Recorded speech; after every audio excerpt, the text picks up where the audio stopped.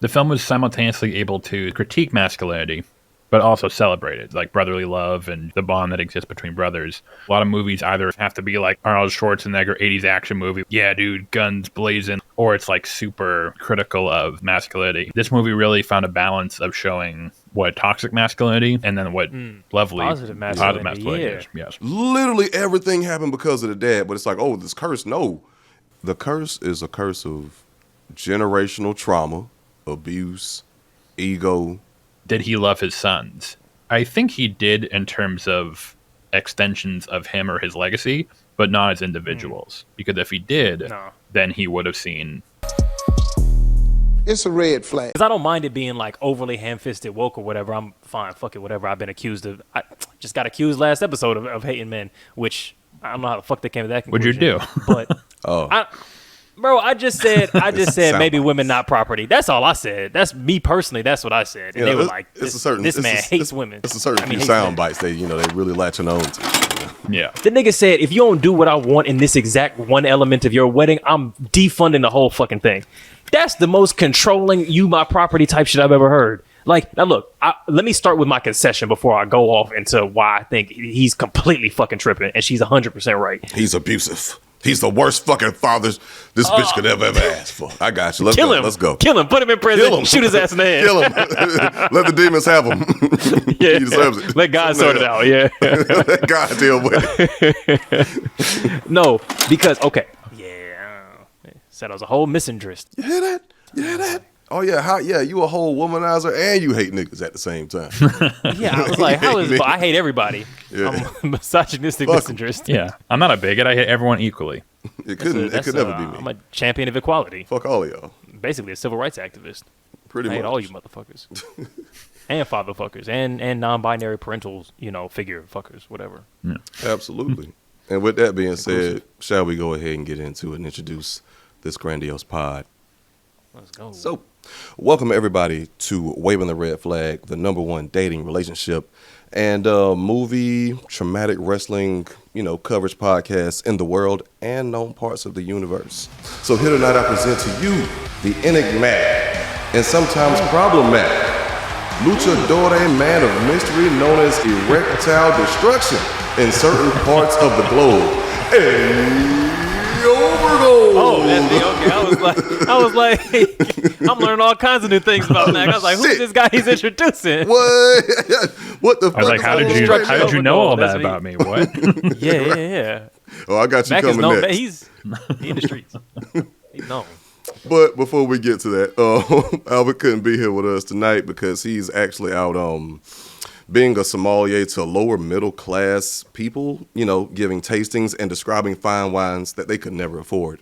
Hell yeah. Wait, is he just tasting the wine himself and then telling them what it tastes like? Exactly. It's too good for those peasants. They don't deserve it. I don't have enough bottles to spread among all of the masses. They could never. But let me just tell you, it is delicious and heady. And best believe they will somehow leave knowing exactly what those wines taste like without ever He's good with words. experienced it. He's good with words. That was the plot of of a comic book. What the fuck was that comic called? Chew.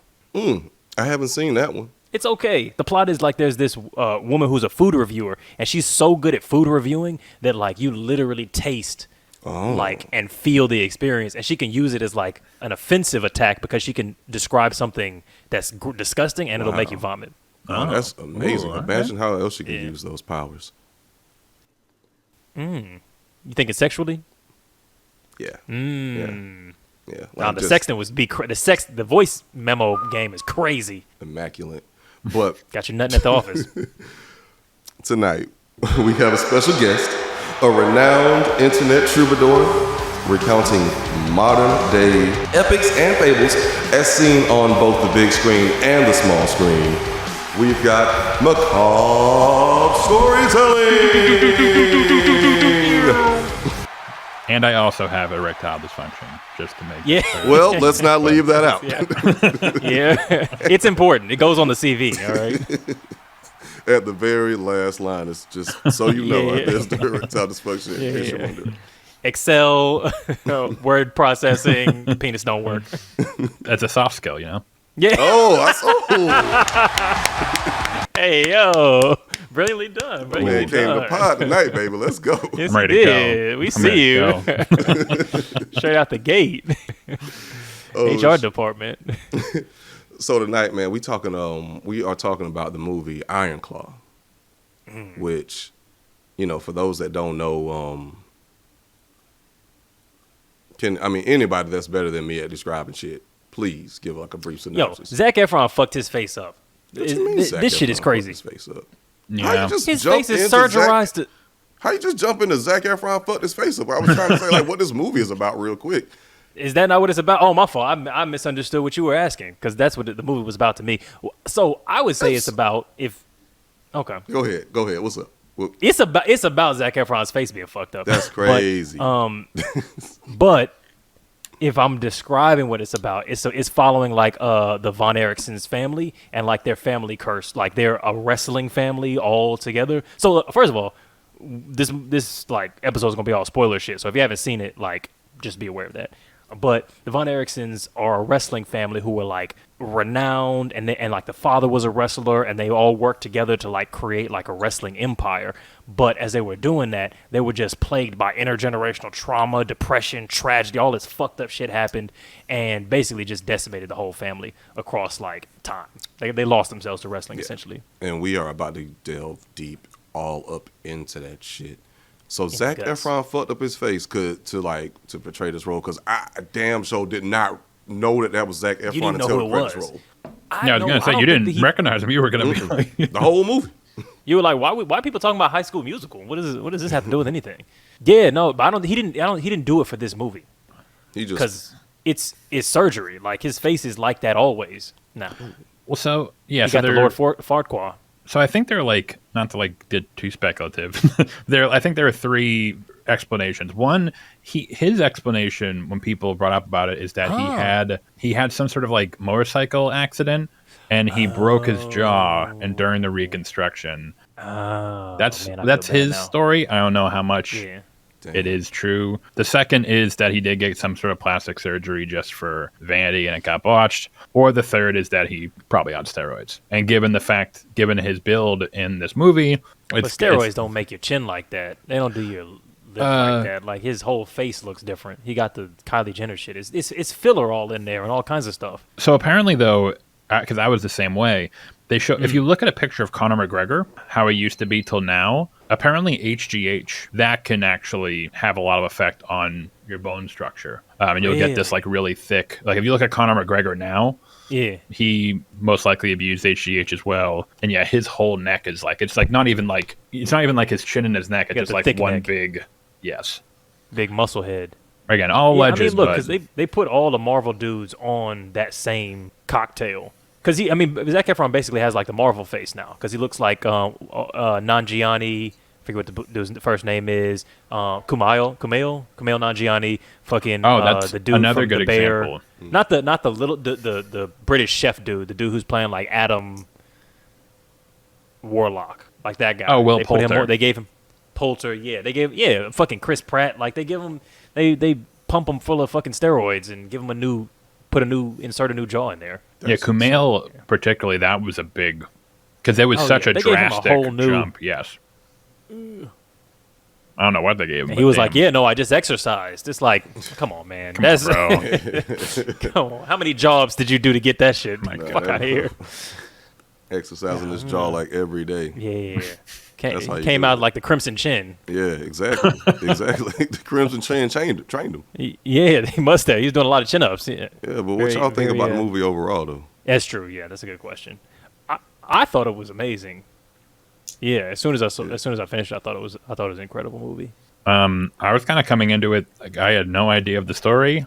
I kind of came into it thinking it was going to be like a fun wrestling romp with like maybe a little bit of tragedy mixed in, and I got a buddy really rude awakening there. Yeah, no, the first 2 seconds is they say my family's cursed. I was like, oh shit, this shit about to be serious as hell. Yeah, because it reminded me of like The Wrestler, I assumed and Warrior to an extent. It was kind of in that same vein of like the washed up horror and terror of being in that world and destroying your body for like pennies on the dollar. So I was super into it. I thought it was just a great study of, one, the shit is real, That's what's crazy to me. But just the way that like all that trauma and wanting to get something really, really bad can just destroy your whole family and everybody's lives. Right, yeah. Because I ain't gonna lie, like going into it, I was not looking forward to watching this movie. Off the trailer, really? I was like, man, what the fuck? I was not What did looking it forward look to like? watching the movie. It just looked like something I just wouldn't. It's just something I would not have watched unless I had to. Prompted for content. Yeah. Exactly. But I'm not gonna lie, I ain't got there and get much, sleep the day of whatever. 20 minutes in, I'm locked in. I'm taking notes and shit. It was good. Yeah, it was good. It was good, but man, was it sad as fuck, bro. Like it hit home in a couple ways for me too, like on some personal shit. I knew. Yeah. And and that shit fucked up my mood. Like I was sad as hell sad up until we recorded, like, the pre-shit, you know what I'm saying? Just because I stopped thinking about it. No, because it's like, okay, one thing that I thought about while I was watching it was, I think people, like, I was watching some other people talk about it, the double toasted dudes. There's moments where he's pushing these kids way too hard, and he is doing it for his to achieve his own dream. But then at other times, you could tell like he also really does love his kids. He loves his wife. They show the tender moments with him, which makes it even worse. I know, because it's like if you just stop this shit. And they were like, oh, the dad kind of like, you can kind of see that he like really he does love his kids, but like he's the problem. And I'm like, when I was watching, I was like, this motherfucker just seems evil to me. Yeah. Like he don't seem like he has no redeeming empathy or anything. Because how does one son of yours tackle you to the ground and almost choke you to death and say you were supposed to protect him? I told you last night he was in a dark place, and you respond with, it was your fault. It's your fault. You were supposed to watch after him. He's your brother. Like, bro, that's just I don't see nothing in him that's good. Bro, like at every single turn, the dad was a piece of shit. Every choice he had, every opportunity to be a good father. Yeah, and I'm not gonna lie, he had me in the first 15 minutes. I'm like, okay, well, it seems like he might be a troubled man, Yeah. But he definitely loves his kids. But as that shit, the black and white scene. Yeah, the black and white scene, Yes. and then like even like maybe a scene or two after that. I'm like, okay, he's definitely involved in his kids' lives. He does seem like he loves them. He wants the best for them. But as that movie kept progressing, at every given pivotal moment, he was just such a piece of shit. And then even that same shit goes for the mom damn near too. Cause like I wasn't fucking with the mom either. I'm like, your children. There's plenty of shit we talk about today. I just want to talk about the mom real quick. Like, No, let's go. Cause I think she's a piece of shit. Yeah. Cause like when they're kind of like grown up, coming of age. What's the youngest boy's name? Mikey. Oh, the musician. Yeah, the musician. The youngest son. Mikey was like, the dad was like going extra hard on him. Motherfucker clearly don't want to be a wrestler. He wants to explore music. Do that. But the dad's being a dick, being extra hard, trying to get him involved or whatever, And then Kevin goes to go and speak with his mom to see, hey, can you please rein this motherfucker in? And she's like, that's between y'all. That's between y'all. Nope, I don't want to hear that shit.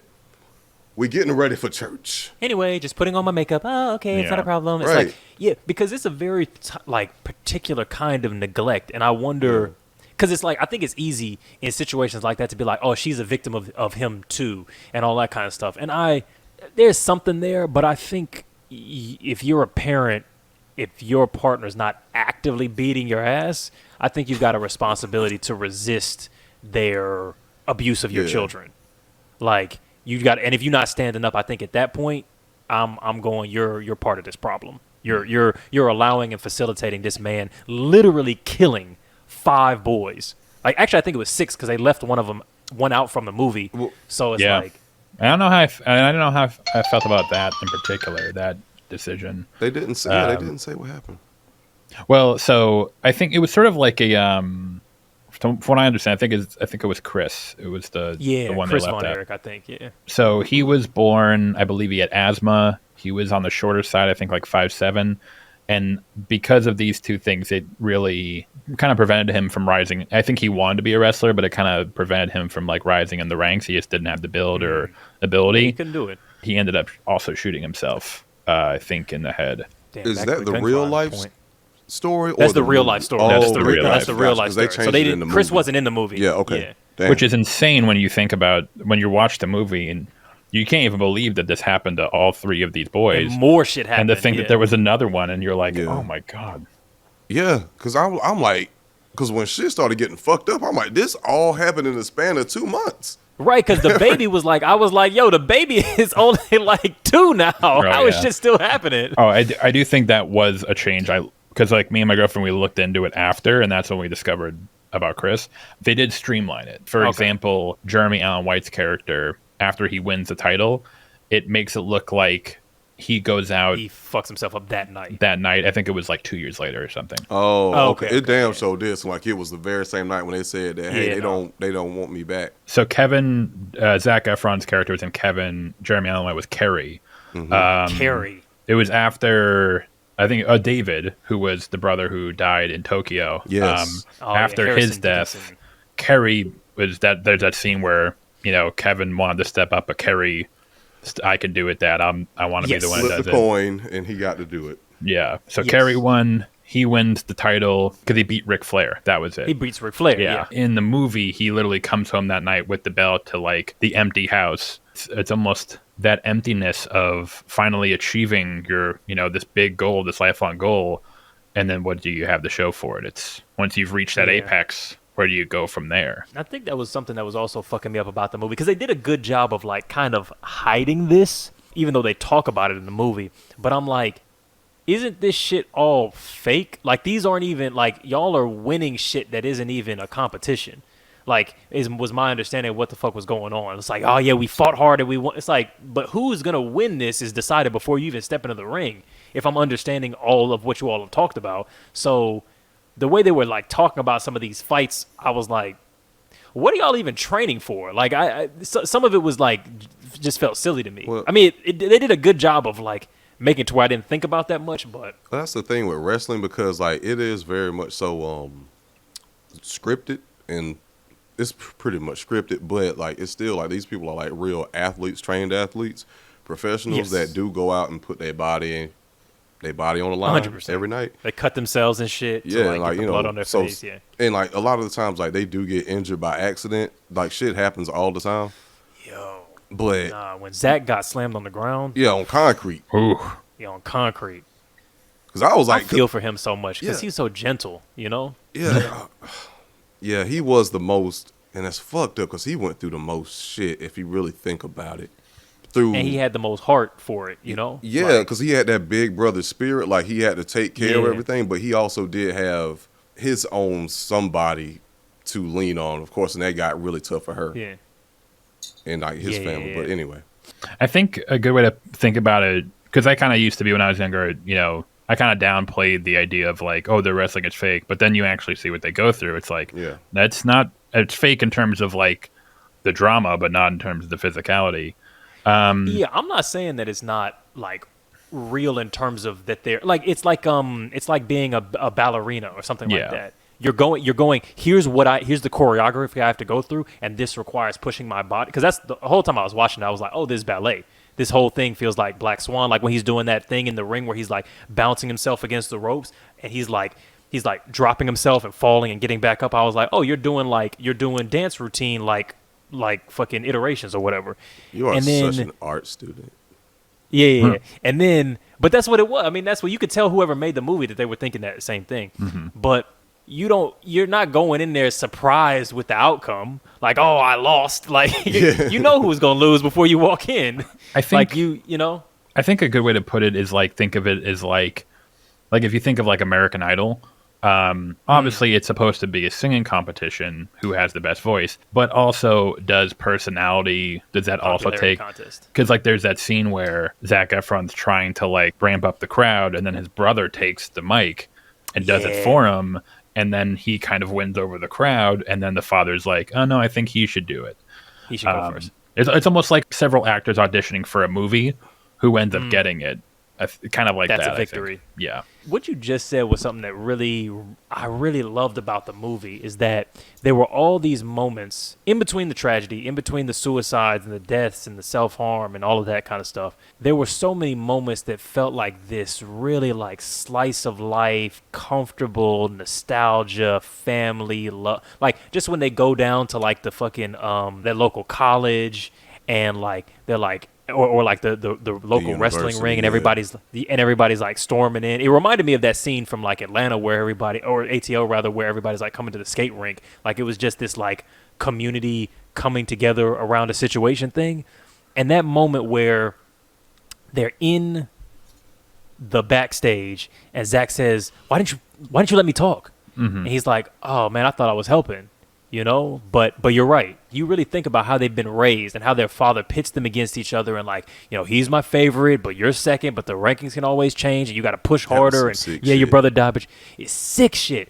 But the brothers never felt like they turned against each other. No, they like, despite the fact that the way the dad was, they were all like, come on, man, you got to be softer on Mikey. Like, cool, you got a gig, we'll sneak you out of the house and we'll drive you there. Like, you're right, I did interrupt you and like take the stage. I thought I was helping you because I could see you floundering, but I realized that you know, I didn't give you a chance to kind of, you know, step into your own. And like, they just all had that love that I thought was really beautiful, despite their father, you know. The film was simultaneously able to critique masculinity, but also celebrate it. It's like brotherly love and just the bond that exists between brothers. I feel like a lot of movies, they kind of have to be like either like Arnold Schwarzenegger 80s action movie where it's all about, yeah, dude, guns blazing like bros, yada yada, or it's like super critical of masculinity.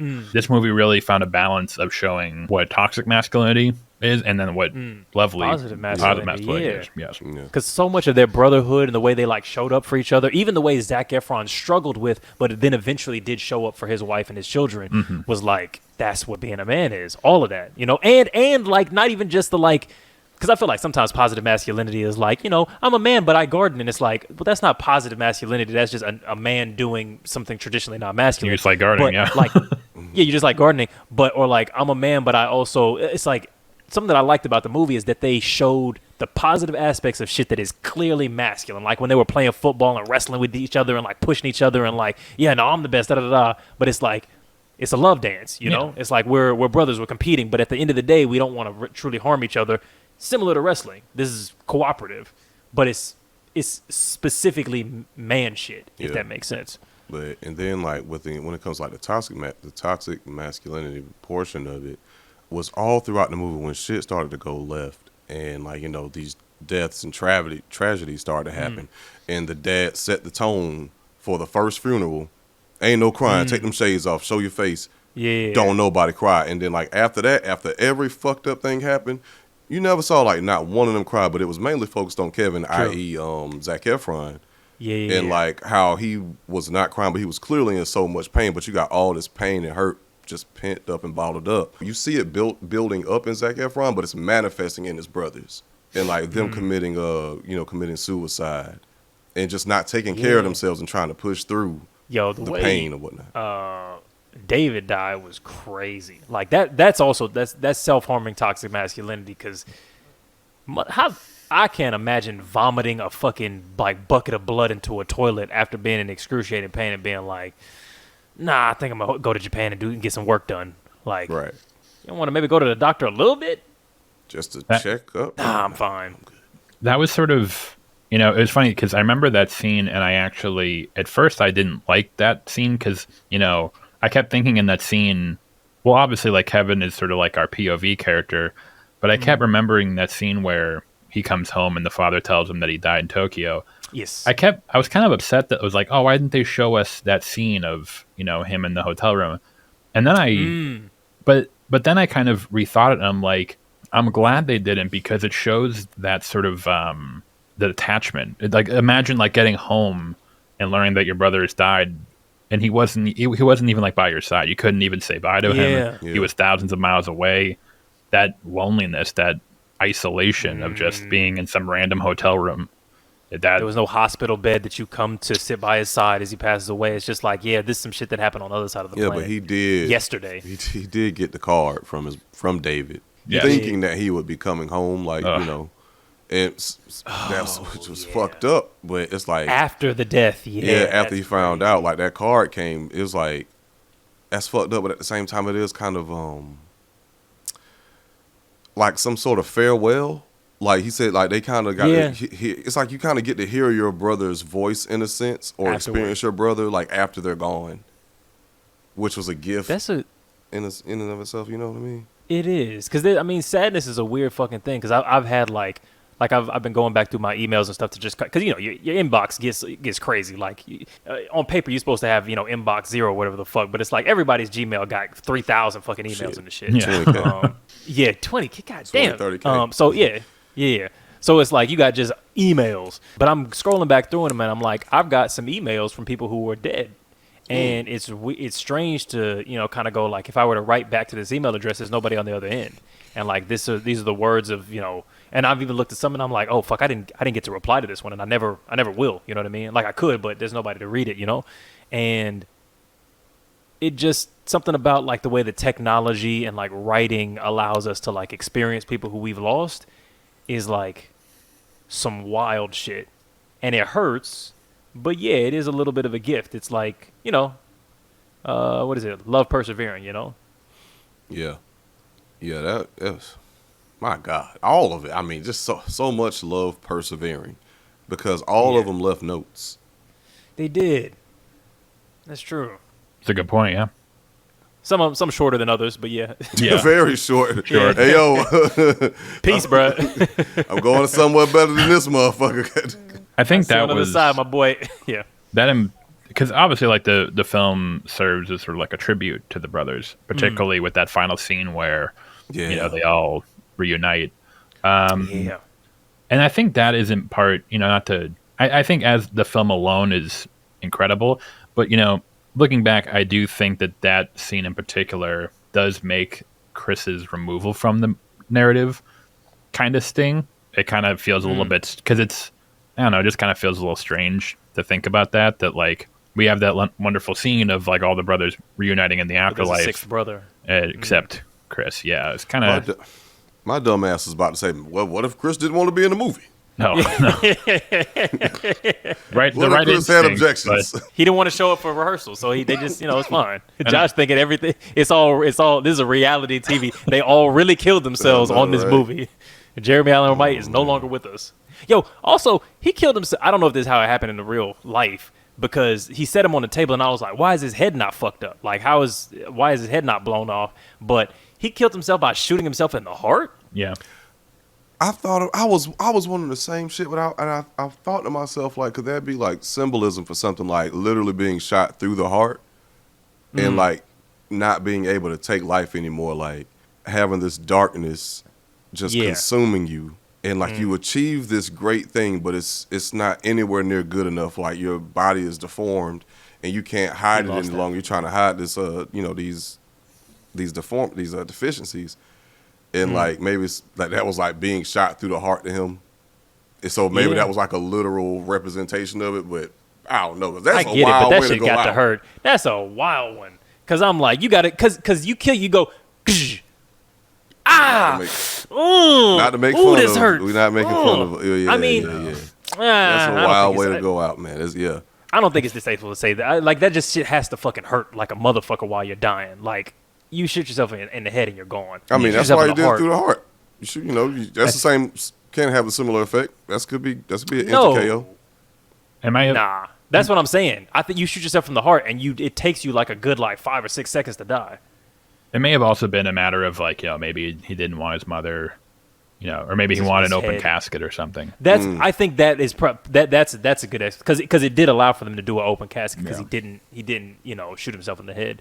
And then seeing like at the end when he's sitting at the table with his brother's body that he's placed on the dining room table after almost, I was like, when he was choking his dad, I was like, kill this motherfucker, just finish it, just do it, because he's just a ball of fucking. There's nothing left, and I don't know that the father was a psychopath. I think he maybe lost his way somewhere along there and just couldn't see what he had become. Maybe they exaggerated things for the movie. And because he once was like a saxophone art boy who used to write music for his girl and poetry, and somewhere along there he lost that and just became this monster. But the man who was getting choked out by Kevin there was nothing salvageable at that point, I don't think. Something that kind of unnerves me is sometimes I think a lot of these men, because of their sense of masculinity, they almost treat their wives, particularly their children, as not only less individuals, but almost like props in their life. They're extensions of 100%. them. Of my legacy. Yes, and that that's was exactly what this dude was. And to your guys' point when they said like, did he love his sons? I think he did in terms of extensions of him or his legacy, but not as individuals. Because if he did, then he would have seen clearly this is not good for you and your mental health and physical health either. So right, and that's actually one thing I want to get into is actually addressing the curse of the, what was their last name? Von Erich. The curse of the Von Erichs. Like the curse, and I was thinking about this like while I was watching the movie, is like the curse is a curse of generational trauma, abuse, ego, and that's another word that's not coming to me right now. But when I thought about like, you know, when the curse originated, they said that the dad took the last name Von Erich from his mother, the dad's mom. And their side, they had the problems. So I'm kind of thinking like, okay, like what if like he got so much abuse from like his mom's side of the family, which began the cycle of, or continued the cycle of abuse and generational trauma that he later then passed down to his sons, i.e. the curse. Because literally all that shit happened because of the fucking dad. Oh, 100%. Literally everything happened because of the dad. But it's like, oh, this curse, no. Your father is not treating y'all like humans. He's not taking care of y'all emotionally. He's not allowing y'all to have no emotions. He's not listening to y'all. All he is worried about and consumed with is a fucking WWF World Champion wrestling belt. Just crazy. Like, how do you lose sight of your children in that moment? I can't even imagine it. Because every single boy except Jeremy Allen White's Kerry. His one seemed like that could have happened without the dad, to an extent. Because it was like he won, then he chopped his foot off in the motorcycle accident, and then all of the things that came from that of him feeling washed up and not good enough, which, to be fair, all of that not feeling good enough stuff was about how the dad raised them. Mm-hmm. But David and Mike, those two were like direct, like, you killed them. This boy was vomiting blood, and you probably knew about it. You saw him in pain. You sent him out to Japan anyway. The boy Mikey, you put this motherfucker in the ring when he kept saying he didn't want to, and he fucking lost his shit. And then you tried to put him back in the ring after he had the fucking toxic shock syndrome and his brain was all fucked up. For no reason. And now he can't play music. Didn't even have to happen. Like, if there was one of them that did not need to wrestle, it was Mikey. It was Mikey. Like, and there was no reason. I mean, that was crazy if that was actually how not actually how he got injured, because that was just such a freak accident. It was just it was a shoulder dislocation. It was like some simple shoulder shit. But the surgery, like he had a fever, the toxic shock, going to a coma from something so minor, I guess, especially by today's standards. Oh yeah. So we would never think about that happening from a shoulder injury. And that kind of shit does happen. It's rare, but it's like he shouldn't have even been in the ring in the first place. But two, the fact that after that shit happened, they still were trying to talk to him about like wrestling. This motherfucker was literally mentally like handicapped. He wasn't the same. Shit. He wasn't the same. He Mikey wasn't the same. Yeah, he was talking different. He was walking different. He was breathing different. Like he was in the interview and they were like, "Hey, so what do you think about this?" And he was like, "I'm gonna be." You could see he was struggling to even. When you gonna come back to the ring? Like the reporter asked him, "So when you coming back?"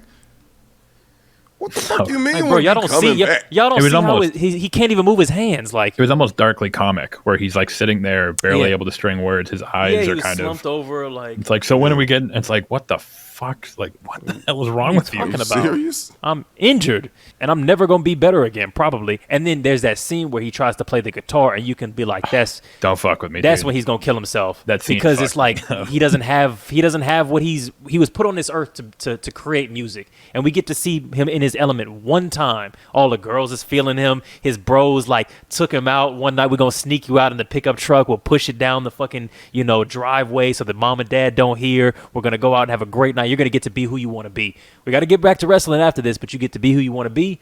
And now, flash forward, he can't play the guitar no more because his brain is all fucked up. His arms are fucked up. His body's fucked up.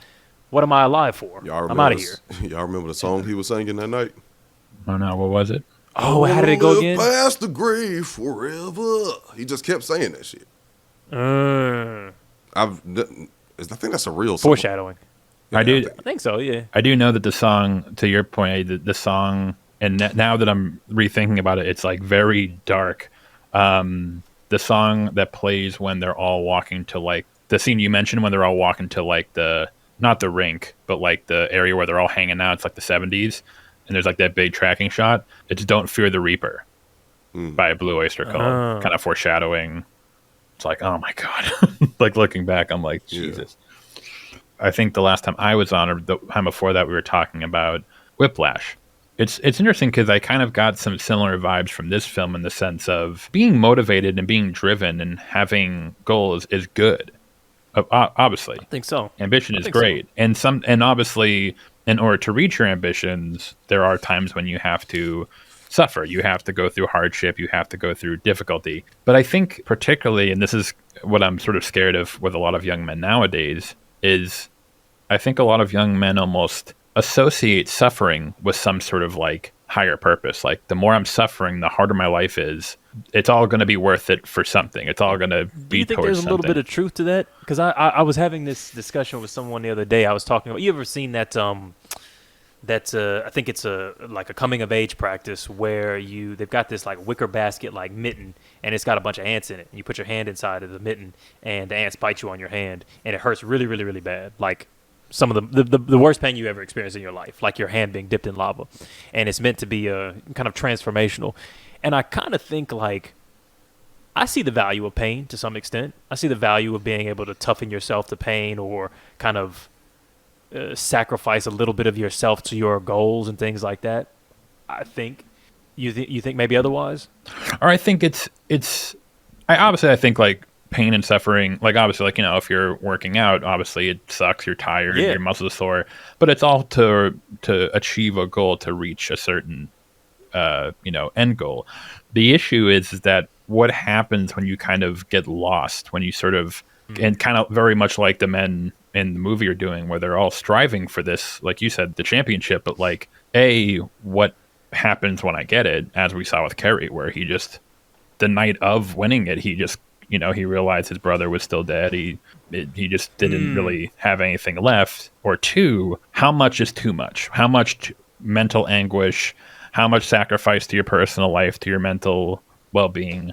Because we could say the same thing for Mikey. Like it's like, oh no, you just keep pushing, man. Just keep trying as hard as you can, no matter how much it hurts. In that case, we recognize, well, no, there was a time when he should have stepped back, stopped this. It's not worth all of the pain you're going to go through. Not to say like you shouldn't go through hardship, but if that hardship, it's just needless suffering, where do you call it quits? When do you put a stop to it? It can be a positive thing to experience, like, trials, tribulations, because that shit is just going to happen. It's a part of life. So it can be good to experience that and get through it and grow through it, because like suffering happens, pain happens. It's a part of life. It ain't just about all just working out. You're going to go through times when you have mental anguish, physical anguish, emotional anguish, all sorts of fucked up shit is going to happen to you. But what I agree with Mag is like, some guys get so caught up in just the suffering itself, and it's just drowned out in a sea of blackness, of just a sea of suffering. And it becomes like suffering just for the sake of suffering, or I'm strong, I can take it. Put all your suffering on me. Like I don't deserve, or I don't need love, kindness, tenderness. I won't accept someone else's love, kindness, and tenderness to like free myself from that, because like that was another big ass thing that was missing in all of the brothers' lives except for Kevin. And he was fucking that up at one point. Like he was lucky, he had a good woman. He pulled it in, yeah. And she was patient. Understandably, I mean, motherfucker had a lot going on, so yeah. But yeah, so I mean, like I just feel like, especially like if you are a man, because say what you want, as if you like a cishet man operating in society, like you do kind of have to have a certain toughness to you, but also you have to have a kindness to you. It's expected, yeah. It's expected, but you should have a kindness to you, and you should be given that space to be able to be kind and be soft and not always have to fucking be strong. We humans, like just like anybody else, and men need to hear that, know that, and be given that space to just be a fucking human being and not just try to be fucking strong all the time. For me, the question that brings up is, how do you teach a man specifically what healthy quitting looks like. How do you teach a man when to quit?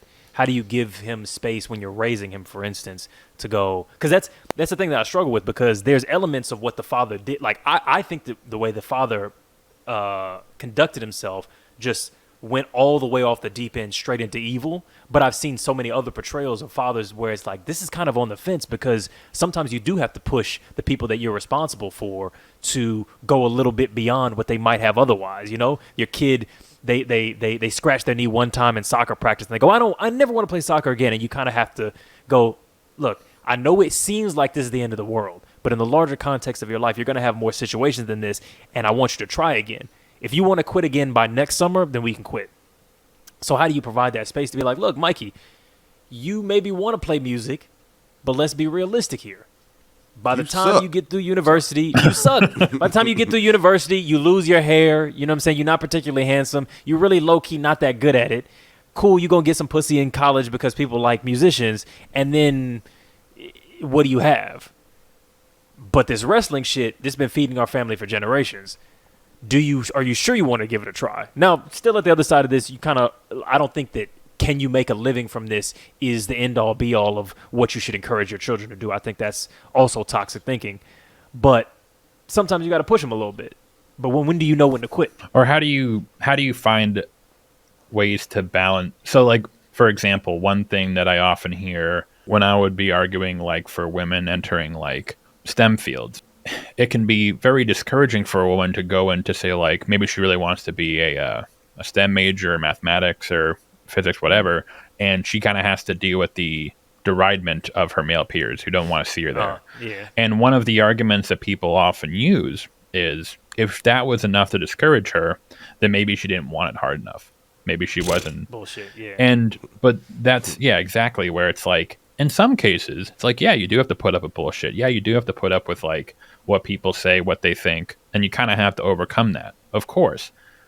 But there is a limit where it's like, I'm not stepping away because I don't want to achieve this goal. I'm stepping away because I'm afraid that the cost of achieving this goal is going to cost me every other facet of my life, my family, my mental health, my well-being. It's like, you know, could I sit, like, if I really wanted to be like the best streamer in the world, I could just sit in this room 15 hours a day and just try it and break up with my girlfriend and never see my family. But is that... Do it, bro. Do it. Is that... Yeah, I'll watch. Yeah. Let's go. That silver plaque is going to turn gold in a month, baby. Yeah. That's what I'm saying, man. You got to get the diamond plaque, bro. You're not hustling hard enough. I'm going to get one even beyond that. I don't even know what it is. Yeah. It's made of rubies and shit. I don't know. It's made out of dark matter. But yeah, it's like... And then... But even if we did say that, let's say like 30 years later, I did achieve it. I'm like the most streamed YouTuber ever, most subscribers, and I've achieved it. But I have no girlfriend, no kids, no family, no parents. It's, what are we, like, where was the 15 balance? million views, but no vision. Yeah. I feel you. No, but see, I think we look at sacrifice from like this legacy historical lens, where it's like, we look back at, she was the first woman astronaut. He was the first black man to swim in a pool. And it's like, you look back and you go, wow, that must have been like amazing to fucking do this, to be that person, because you achieved it and you try hard and it's whatever. And it's like, yeah, she died of radiation poison at 27, and he, was drowned by a mob of and it's like, from a historical standpoint, we look and go, this person was important. Martin Luther King was important. Mary Curie was important. Malcolm X was important. Joan of Arc was important. And when you look at that, you kind of forget, like, but this was somebody's life. Some people get 80 years. Some people only get 15 years. Some people get 35 years or whatever. And it's like, what do you want the ingredients of your life to look like? And even if you have a life that people look back on and go, that was great, and you move the culture forward, what does it really count for if you were miserable the whole time and you never really connected with anybody and you never got to know love or any of that? It's like, yeah, cool. Maybe you were the greatest, but were you happy? So if you want to go into the STEM field, is it worth it? And to Josh, to your point about like these guys who kind of feel about like they're suffering, who kind of get lost in the sauce, where they're like just like this endless sea of suffering, and they kind of convince themselves, no, it's gonna matter. I'm going to matter to someone. one of the big parts of the pathology of any sort of like mass shooter or like spree shooter is the sense that I will be remembered for something after I'm gone. It can be something horrible. It can be the worst thing imaginable, but people will still know I was here. I made some sort of impact. It's scary to think that like a lot of young men are put in this position where they're so focused on not even like their day-to-day life, but what people are going to say about them after they're dead, which is like, it's like, I mean, why are you thinking about that? I think that's everybody, not just guys. Like that's I think we put that lens on everybody who's trying to achieve something to the sacrifice of their own life. And that's the thing, though, because it just goes to show you it's not even like about a gender thing. It's not about a man, woman, or like, you know, all the good people that fall in between and outside of it. It's just something that's wrong in the fucking ecosystem, point blank, period. And if you think about like how the media presents things, it's a lot of fear mongering. Like fear baiting is a very popular way to get people to engage, to drive, you know, revenue, to drive traffic, to drive numbers, clicks. It really just boils down into money. Like it's very evil in terms of like what it's actually doing to the American people. And it just creates this vacuum of just fucking toxicity and suffering. And like, again, like it's not even just about men and women, but I know there are times when it's quite clearly shown where people don't give a fuck about how a man feel. You know what I'm saying? You know what I mean? I saw somebody say, "Yo, if men are doing all this suffering in silence, why the fuck do I keep hearing y'all crying?" Like, oh my god! I was like, "That's funny," but it's kind of the point. That was a good one. That was a good one. But you're wrong for that. But yeah, but it's because it's a thing of like we have to be in it together. And again, I do stand on the thing of, hey, it starts with men and how we treat one another and how we raise our kids. And we are, you know, on a much better trend, you know, as of like our generation, the generation before us. Yo, that was one other thing I was thinking while I was watching the movie, where I was like, yo, if this what the dad is like, imagine what his dad was like. Because I know in his head, he was breaking generational curses with this wrestling shit. I was thinking about that Bill Burr joke the whole movie, bro. Oh, yeah. Wait, how's it go? It was like, he was like, my dad never like hugged me. And, you know, he was like, my dad like was not like a loving home. It wasn't da-da-da. And he was like, yo, man, you know, one day I asked my mom, like, you know, what's kind of up with that? Like, we never hug, we never do all this stuff. And she was like, well, your dad said that if we hugged you, it would make you gay. And what movie was this? It was in a Bill Burr stand-up special. But check this out though. That's true though. But the thing is, whoa. Hey. But the switch from it is that Bill Burr's dad was abused by his father. And like it had a much harder life than what he put Bill Burr through, although Bill Burr's life was kind of rough from the love that he got from his dad, but it was still better than what was done to him. Yeah, no, because you know this wrestling dude was probably getting beat because he one thing he didn't do, he never beat the shit out of the kids, or at least we didn't see that. Yeah, he never beat them. So it's like he probably in his head he was progressing. He's like, I'm gonna get all the kids on a farm, and we're gonna wrestle, and we're gonna get out the hood with this shit. I'm gonna raise them the way my father never did, and I'm gonna show them that they can be great. Damn, I killed them all. But I thought I was so close. Yeah, I indirectly murdered all my babies. The Von Erich curse. God damn it. Damn. It strikes again. Curse. It has nothing to do with me. It's the magic of the universe. It was their damn fault. They should have been there for each other. Yeah, they should have. Yo, also, what the fuck were they farming on that? Because it just seemed like a gay Brokeback Mountain jean shorts and cowboy boots. Yo, man, walking around not doing anything. Draws is insane. I'm talking about like dick all up in the camera, goddamn. Yeah, just have It was very erogenous. I was like, okay, I see what you do. We see you. We see you, Von Erich. Yeah. I never even seen any animals giving on ass the and thighs farm, do we? There were no animals. No. There was no corn. It wasn't no carrots or nothing. What was that farm? It was just on a farm. It was just aesthetics. It was just like, ooh, I'm a cowboy. Like, what was this farm about? I mean, they had plenty corn and like wheat products on the table, and they always had a full-ass spread for dinner. They did. The food looked good. The biscuits and bacon and eggs. Okay. It was not great, but it was southern. I mean, it's hard to fuck up biscuits, bacon, and eggs. Well, it's easy to fuck up biscuits if you're making them from scratch, but I agree. Yeah, true that. I don't fuck with biscuits anyway. But anyway, You don't eat biscuits? nah, don't like them. Never did. That's crazy. Unless they're like smothered in Really? gravy, I can't do it either. Too bready. Yeah. Oh, oh man, I used to when I was young. I used to pork gravy on smothered on biscuits. Look at this. Oh man, I don't know how I This didn't chunky die. little boy right here. Oh man, a little back big. It went all the way to the front. My back grow bigeth. Hallowed be thy name. Oh, thy wings be biscuits come, done. thy hunger be done.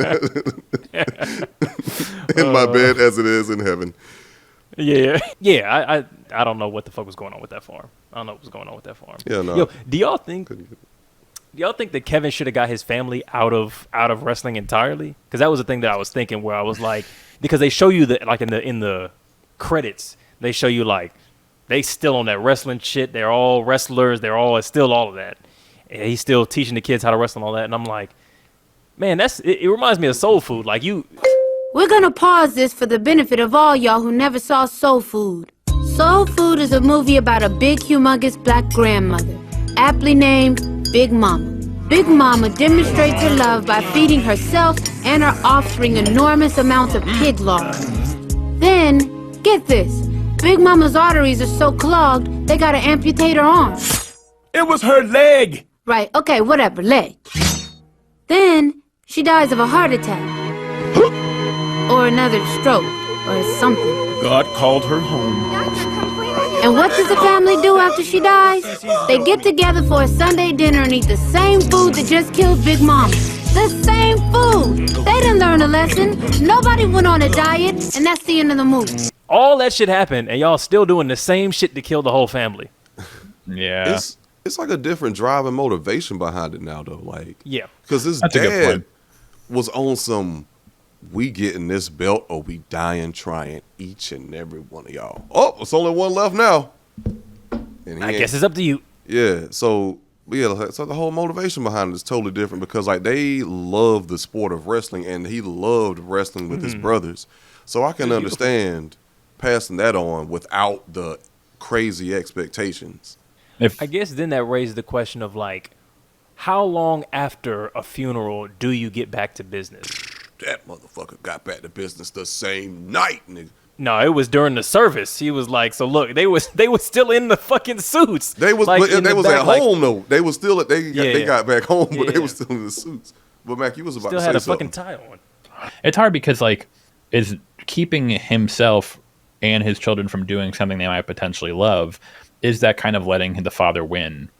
Is that almost like letting the curse carry on in a sense of it's still controlling our lives to an extent? Or should we are able to wrestle, to like Josh's point, without the expectation, without the toxicity that has plagued us It's our like whole being lives? alcoholic. We're almost taking it back in a way.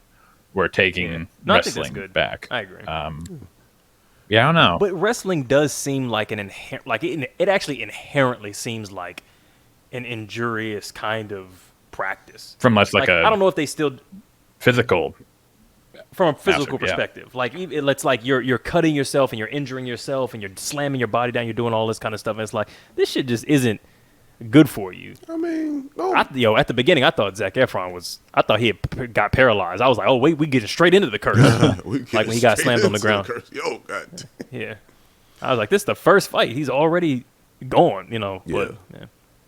I mean, it's no. It might be like a little bit more dangerous than like football, rugby, like Yeah. whatever other contact sport. You know what I'm saying? Painting. People play. Yeah, you can fuck. Boy, I tell you, that goddamn carpal tunnel ain't no joke. I lost a few people to that Hell one. yeah, shoot. It's true. Now all of them taking your good Hand seize up. Yeah. taking your strong Yeah. hand. Yeah. Can't make the mashed potatoes the same. Ruins the holidays. Making goop scoop with the goddamn strong hand. My back big, but my hand small.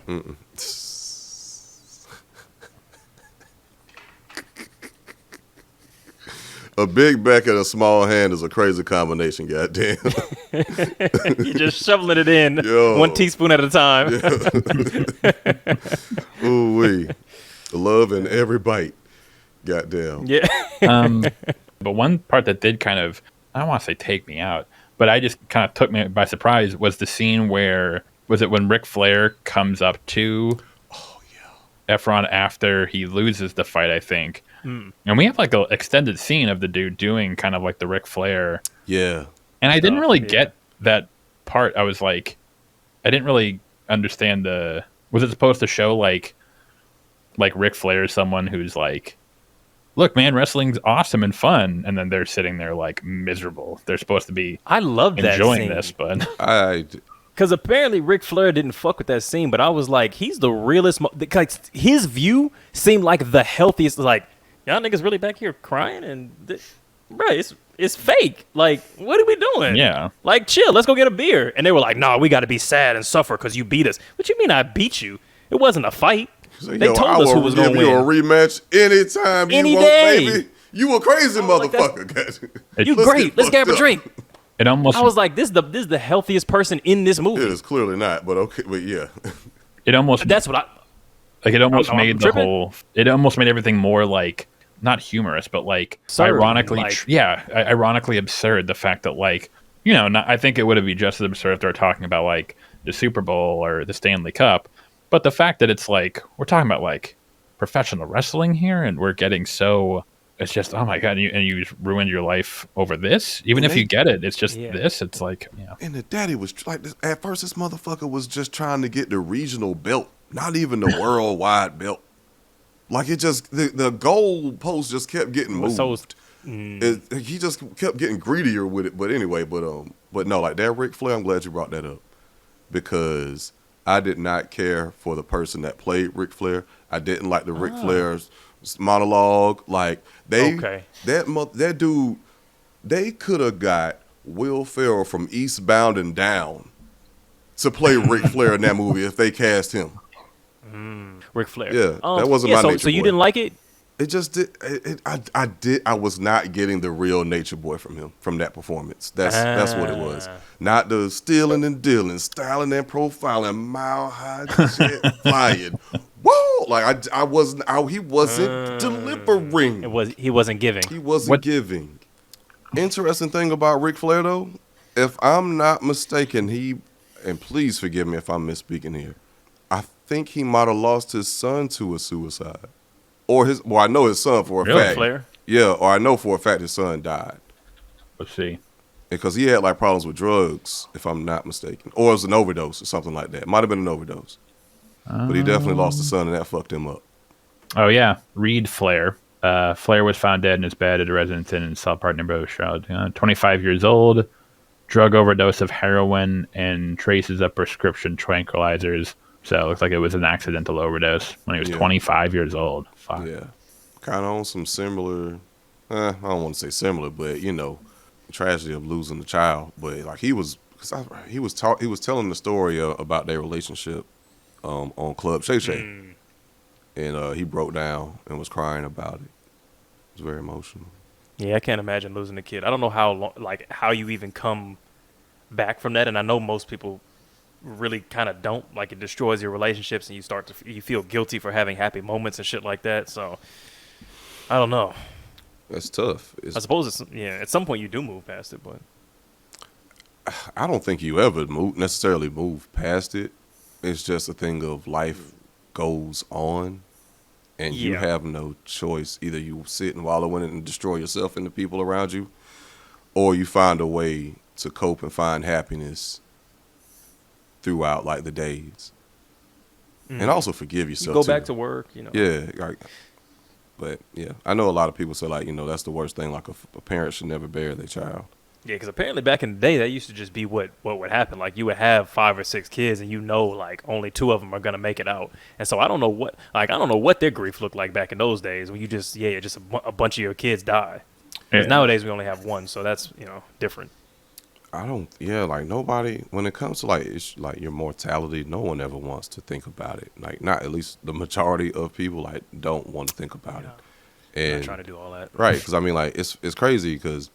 Say for instance, like someone who sells like life insurance. I used to do that shit, and bro, like, oh wait, you did? Yeah, bro, I tell you, yeah, I used to sell like life insurance as part of whatever. But you used to sell the fuck out of it, huh? Hell no, I hate sales.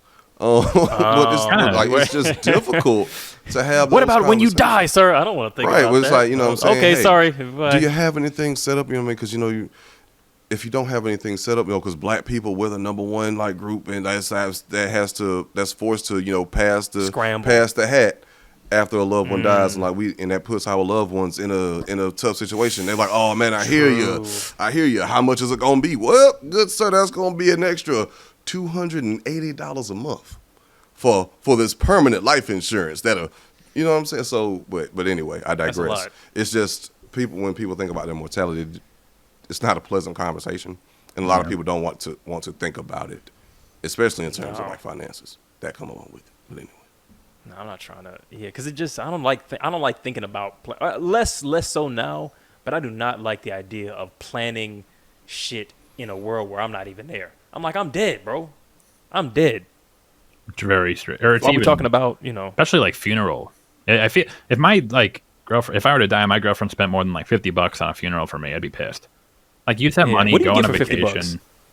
They give you a plastic bag They put you in a glad bag. Oh, they can't. No, because cremation is actually really expensive. They give me just put the whole thing in a plastic bag. Here you go. That's fucked up because. And then where's the plastic bag go? Throw it in the ocean. I don't care. Yeah. That can't be good for the ocean. True. Yeah. Nah, it's your ashes. Like, it's going back to the earth. It's just nutrients for when they burn you. Yeah. True. I mean, that's fertilizer. I mean, hell, even if they put up, never mind, that's too dark. But hey, what's up? I was about to say, even if they just put like a whole dead body in there, you know what I'm saying? Like, that's still fertilizer for the earth. I feel like we got too much chemicals in us. I feel like you throw a person in there, it'll fuck the whole ecosystem up. I mean, plus the plastic bag, all the microplastics and whatnot. Yeah, but look, one person is probably not gonna fuck shit up, but it will make the beach less pleasant in general. Yeah, absolutely. But yeah, I'm with Mac on that one. Like, I know I definitely do want to get cremated. Like, it ain't got to do all this grandiose, I want them to embalm me in resin, like Han Solo type shit. I want them to make me into like a coffee table or like a living statue in the living room with like a light, like LEDs underneath to light my body, like. You know what I mean? To keep watch over my family, That might be kind of lit. Like, and I'm then trying to tell you, like, they pass you down from generation to generation, like. Exactly. And then as new, members of the Overgold clan like die, we all get resin, and then it'll be a big hall by the time it's Tina Overgold, like on a big hallway. Yeah, some Avatar shit. Exactly what I'm saying. Yeah.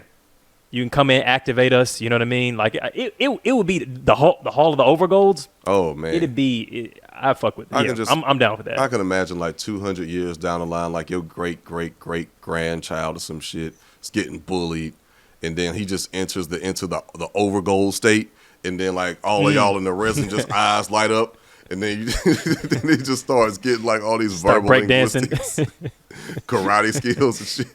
Yeah. You really don't have to do this. From? Yeah. Oh, what's that? Hiya. He makes it sound. Yeah, that's all I want. I think that's a good way to go out. Yeah. Yeah. Speaking of good ways to go out, good people, it's been your boys waving the red flag podcast. If your parents are is raising you to only achieve their goals in life, you might be seeing a red flag. And if your motherfucking daddy only just got you around to get a goddamn fucking plastic NWA, not even the WWF, the WWE, WCW World Championship belt, nigga, it's definitely your daddy that's waving the red flag. Good people, it's been Waving the Red Flag podcast. It's been Josh. It's been Eddie. It's been Macabre Storytelling. Mac, where can they find you? Here on YouTube under Macabre Storytelling. And that is spelled M-A-C. Oh, M-A-C-A-B-R-E. Yes. I was about to get you. Don't worry about it. I had to think about it for a second. Sorry. Yeah. Storytelling with a Y. Yeah. Not a 9. Absolutely. We finally got the pronunciation down. I think we finally settled on a proper. Oh, that's one, sorted. so, That's sorted. Yeah. Linguistical on this podcast. We know we can say all the words. Exactly. We know all about that. Yeah, one of my superpowers is being able to pronounce people's names correctly off the first or second try. I've seen him do it. I've seen him do it. They always be so impressed. And give kick-ass. We met Chiwetel Ejiofor. He got it immediately, first time. And give kick-ass wrestling-like intros to the guests. Yeah. You know what I'm saying? Welcome, Gotta brother. make that a thing. That was awesome. Hey, appreciate you. You know what I mean? I'm in the Mix right up in the place. We're ring. all in the right place. That's for sure. That's what we're meant to be. Absolutely. Hey. Peace, y'all. We love you. Oh, and Alvin, We like to- should be returning next He'll week. be back. Yeah. Oh, and also, for any of y'all watching, you wanna do it, or you want me to do it? Totally forgot that shit. It's Where they gonna find us I at? was like, yo, for real, because I was like, man, I'm He's missing so something. giving. I'm He's so giving. It feels Yeah, more what I do like you love, I love this podcast, but I can't watch another episode. 'cause Oh my I have no God. idea who the Yeah, hell you damn. guys are. Yes. Where do I find more? Don't Should I forget to subscribe? like. I don't know. Don't forget to like, comment, subscribe, hit the notification bell.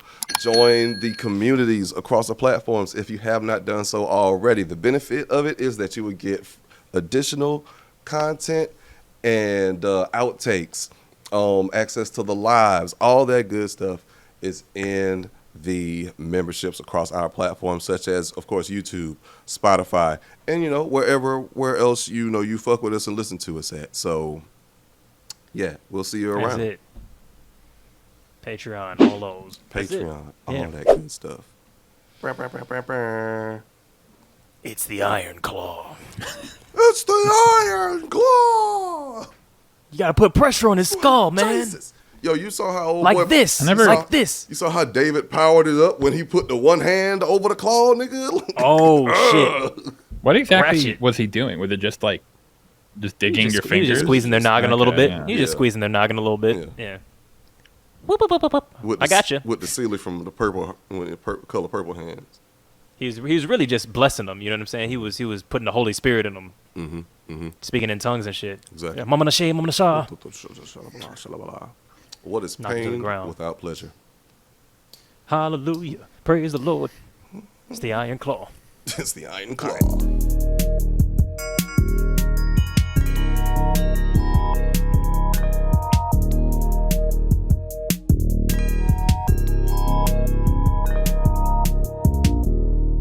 It's a red flag.